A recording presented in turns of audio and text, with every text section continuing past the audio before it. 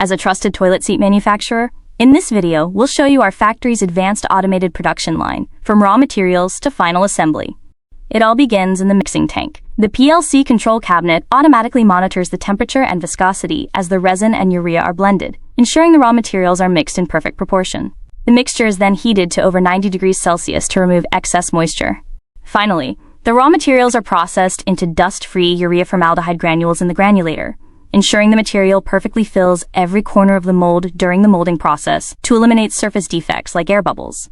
Siona has the manufacturing capability to proactively control quality risks.